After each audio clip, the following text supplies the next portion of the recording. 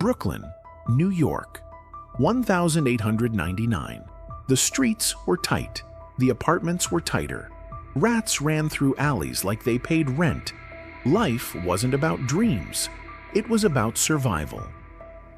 This is where Alphonse Gabriel Capone entered the world, the son of Italian immigrants, raised in the grime of tenements and the roar of dockside chaos. His father was a barber, his mother a seamstress. Honest work, honest struggle. But for little Al, honesty didn't pay. From the start, he saw what others missed. The ones in suits weren't always the ones with power. Sometimes, the man with the loudest voice wasn't the one giving orders. He watched the streets, listened to whispers, understood one thing early: the law doesn't protect the poor, it contains them. School wasn't made for boys like Al. He was bright, yes, but explosive, quick to anger, suspicious of authority. When a teacher struck him for mouthing off, he didn't back down. He struck back. That moment sealed his fate. Expelled at 14. No diploma, no safety net. Just fists, street smarts, and an instinct for dominance. But Capone wasn't just a street thug. He was calculated. He didn't fight for pride. He fought for position. He began running errands for small-time gangsters, learning the chain of command. He studied how fear moved people, how protection rackets worked, how gambling could be controlled, and how the police could be bought. Soon, he caught the eye of the 5 Points Gang, one of the most feared outfits in Manhattan.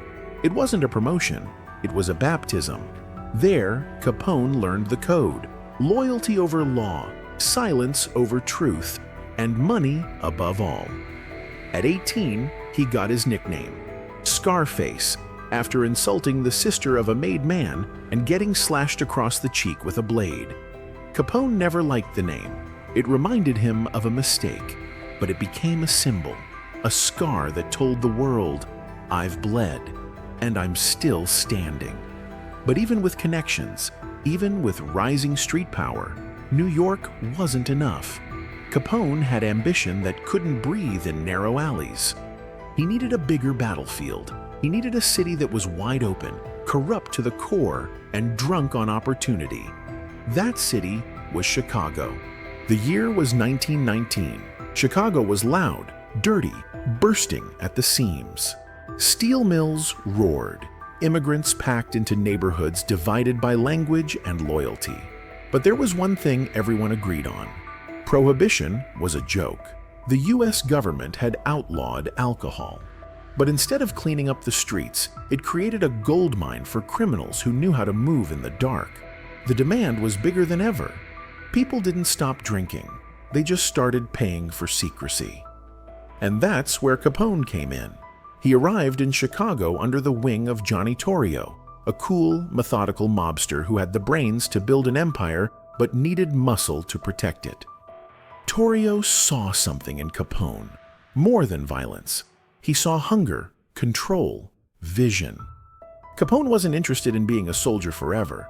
He studied Torrio like a student studies a master. And when Torrio was nearly killed in an assassination attempt in 1925, he passed the throne to his young protege.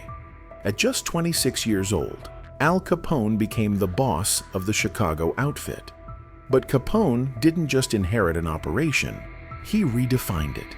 He expanded everything. More speakeasies, more breweries, more routes. He bribed police, bought judges, had aldermen on speed dial.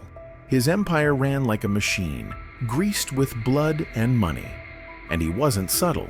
Capone wore tailored suits, diamond rings, fedoras that cost more than a cop's salary. He dined at the best restaurants, smoked the best cigars, and walked the streets like a king without a crown. But he wasn't just flexing for ego. He was making a statement. I'm not hiding. I run this city. He became a celebrity gangster, a paradox in pinstripes. The media adored him. Papers ran photos of him smiling, feeding the poor, cracking jokes, and people loved him for it. In the midst of the Great Depression, when banks collapsed and families starved, Capone handed out meals from soup kitchens he funded with blood money. To some, he was a devil. To others, he was a Robin Hood in a tailored suit. Behind the charm, though, the machine was ruthless. Capone had no tolerance for disloyalty. Double-cross him, and your body might wash up in the river, or be found in the trunk of your own car, riddled with bullets. And he didn't just deal in alcohol. Capone controlled gambling, prostitution, racketeering. Entire blocks bowed to his will. Chicago wasn't just his base, it was his kingdom. And anyone who dared challenge him, rival gangs, honest cops, even politicians, were met with one truth. Al Capone doesn't negotiate. He dominates. By the late 1920s, Al Capone wasn't just powerful, he was untouchable. But in a city filled with gangs, power invites blood. Capone's rise had disrupted a delicate balance in Chicago's underworld. At the top of his enemies list was the North Side Gang, run by George "Bugs" Moran. A gangster as stubborn as Capone was ruthless. The two men were oil and fire, and in Chicago, fire always wins. Their war began with whispers, then drive-by shootings, then bombings in the street. Capone's men stalked Moran's crew. Moran returned the favor. Clubs became battlegrounds. Boulevards turned into war zones. And the city, caught in the crossfire, did what it always did, looked the other way. But Capone wanted more than control. He wanted complete silence from his rivals. And that desire would lead to the most infamous execution in mob history. February 14th, 1929. The St. Valentine's Day Massacre. A cold Chicago morning.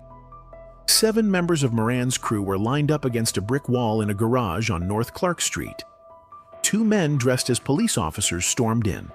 No trial, no warning, just gunfire. 70 rounds fired. 7 bodies dropped. Some were shot so many times, their faces were unrecognizable. Moran survived. He hadn't arrived yet, but the message was sent. Capone could reach anyone, anywhere, at any time. The public was horrified. Newspapers plastered the photos across every front page. For the first time, America looked at Capone not as a charming outlaw, but as a monster. And yet, there were no arrests, no witnesses, no convictions, just bodies. And silence. Capone, conveniently, was in Florida at the time, drinking rum, laughing, with an ironclad alibi. But behind closed doors, he was smiling for another reason. The North Side Gang was finished. With Bugs Moran on the run and his crew in the ground, Capone stood alone at the top. His enemies were dead. The city was his. And he had proven that, sometimes, the loudest statement comes from 70 bullets and no words. But the massacre came at a cost. The federal government couldn't ignore him now. Capone had crossed the line, from crime boss to national threat. The noose had begun to tighten. Slow, silent, relentless. He dined at the best restaurants, tipped waiters with $100 bills, sat ringside at prize fights, and every time the flashbulbs went off, he smiled. Al Capone wasn't hiding in shadows. He was the spotlight. While other gangsters ducked cameras, Capone embraced them.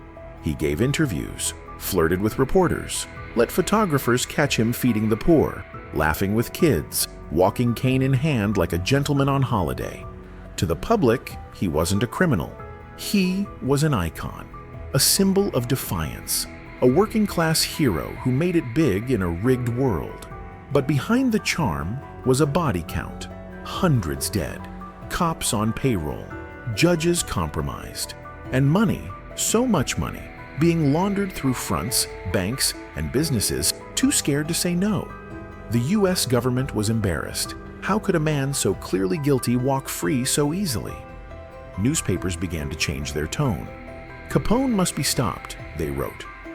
Behind the scenes, the FBI, the Treasury Department, and local law enforcement launched a silent war. But Capone didn't fear handcuffs. He feared snitches. He ordered tighter security.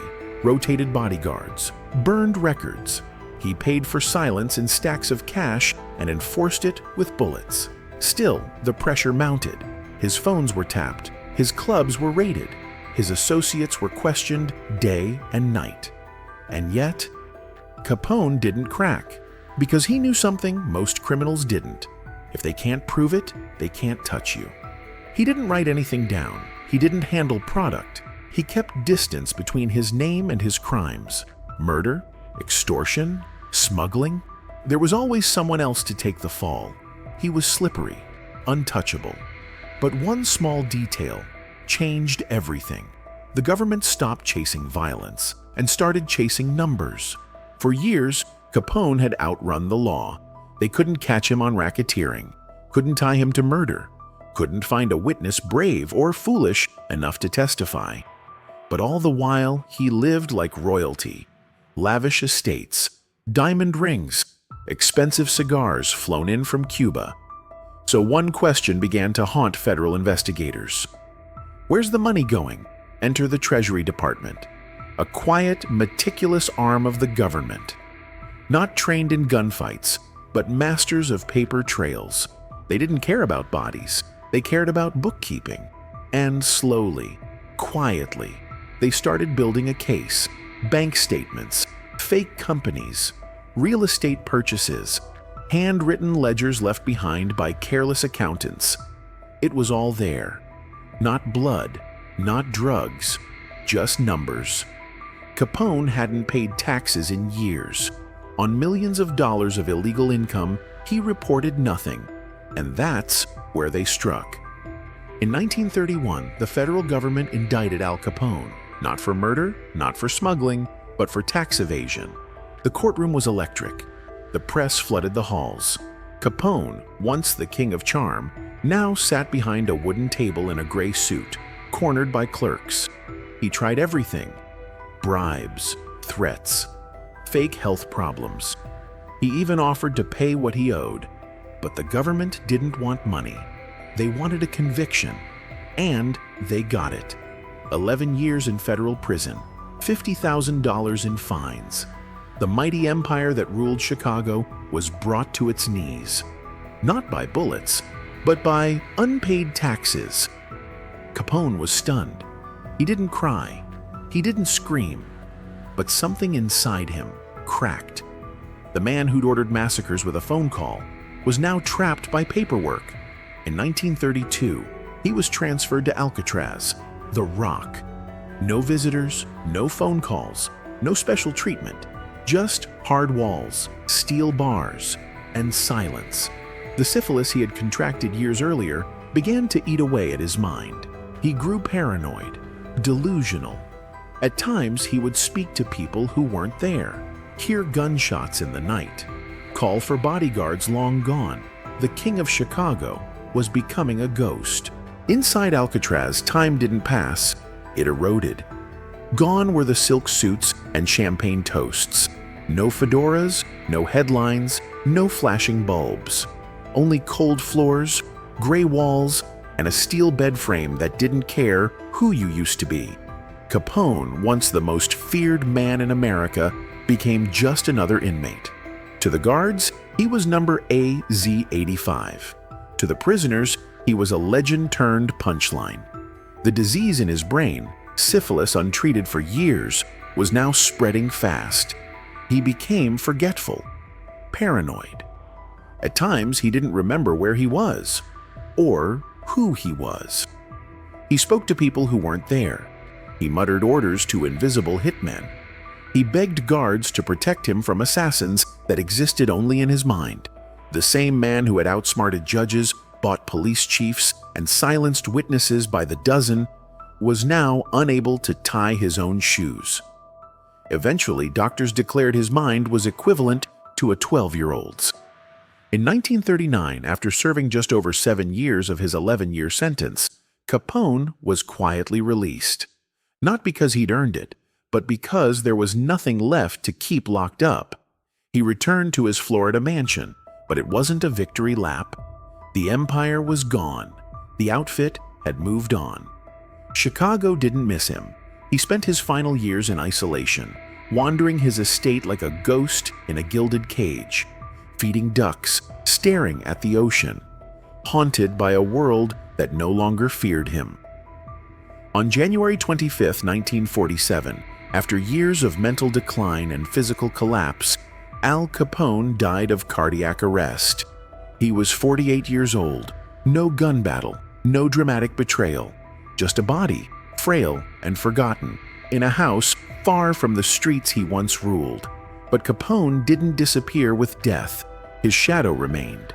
In every gangster movie, every fedora-wearing caricature, every whispered conversation about power, corruption, and control. His name still lingers. He wasn't the richest, he wasn't the most brutal, but he was the first to turn organized crime into organized business. The first to weaponize media, image, and myth. The first to show that fear and charm can live in the same man. Al Capone is more than a name. He's a myth etched into American memory, sharp as a knife, slick as silk, cold as concrete. He wasn't the first mobster. He wasn't the most violent. He didn't invent corruption, bootlegging, or bloodshed. But what made Capone different was how he wore it all like a crown. He smiled through chaos, laughed through investigations, shook hands with the press after orchestrating massacres. He didn't run from his crimes. He made them look like business deals. And in doing so, he became something rare, a criminal who was also a celebrity. He blurred the lines between villain and folk hero. To the elite, he was a monster. To the poor, he was a provider. To the press, he was a headline that never stopped selling. He fed the hungry during the Great Depression, then ordered executions over dinner. He kissed babies, then killed fathers. He preached loyalty, then punished weakness with fire. Capone wasn't a man. He was a mirror, a reflection of a broken system that punished the poor and rewarded those who played outside the rules. He rose because America allowed him to. Because in a country where law and profit often clashed, Capone showed what happens when charisma, cruelty, and capitalism combine. His empire was built on bootleg liquor, but it was held up by something stronger, public fascination, and that fascination never died. Books, films, video games. From the Untouchables to Boardwalk Empire, Capone is everywhere, forever reimagined, forever mythologized. But strip away the fedoras and the flair, remove the fog of nostalgia, and you'll find a man, not a legend, who left a trail of bodies and a country forever changed. He didn't die in a blaze of glory. He faded, rotting from the inside, eaten alive by disease and regret. But even in death, Capone won something rare: immortality. Not the kind carved on marble, but the kind whispered in fear, written in red, and sealed in the concrete of every city that still trembles under the shadow of organized crime. Because long after the bullets stopped, long after the empire crumbled, the myth remained. And that, more than anything, was Capone's final, chilling victory.